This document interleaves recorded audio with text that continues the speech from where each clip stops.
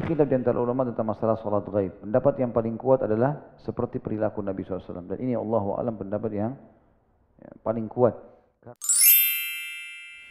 Hadis 448 dari Abu Hurairah radhiyallahu anhu anna Nabiy sallallahu alaihi wasallam na'an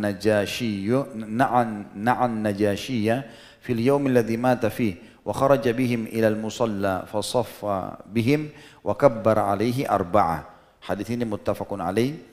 Hadis ini diriwayatkan Imam Bukhari di jilid 2 nomor 92 dan Imam Muslim di jilid 2 nomor 656.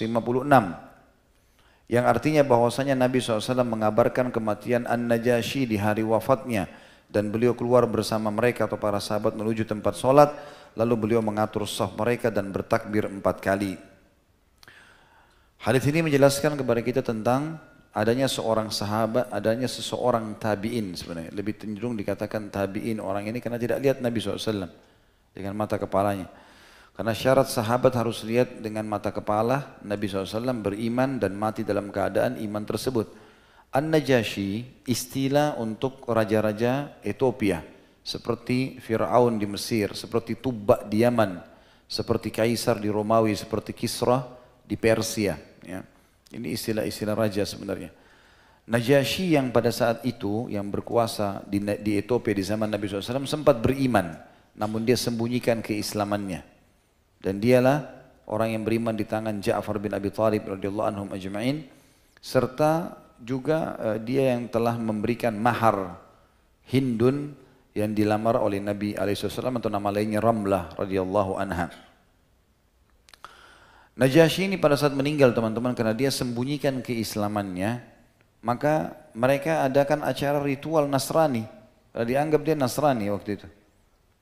Namun muslimin ya, untuk membuktikan kalau dia Islam, maka Nabi SAW mengiklankan kematiannya di Madinah. Kalau Najashi di Ethiopia sana sudah wafat, meninggal. Dan kata Nabi SAW, kumpullah. Lalu diajak pergi sholat di masjid untuk mensolati jenazahnya dengan sholat gaib. Sholat gaib. Nah ini khilaf di antara ulama tentang masalah sholat gaib. Pendapat yang paling kuat adalah seperti perilaku Nabi SAW. Dan ini Allahu a'lam pendapat yang paling kuat. Karena Nabi SAW tidak pernah mensolati gaib sahabat Nabi yang lain kecuali Najashi ini. Banyak sahabat yang wafat, seperti yang wafat di kancah peperangan, di perang Mu'tah misalnya. Mati syahidnya Zaid bin Haritha, Abu Ubaidah bin Jarrah, ya. Kemudian Zaid bin Haritha, Ja'far bin Abi Thalib, ini semua pada saat meninggal dikubur di kancah peperangan, di Mu'tah. Nabi SAW tidak sholat gaib mereka di Madinah. Begitu pula dengan banyak pasukan Nabi SAW yang diutus yang mati gugur, mati syahid, dan Nabi SAW tidak sholatil gaib mereka. Tapi Najashi secara khusus Nabi SAW sholati. Apa sebabnya?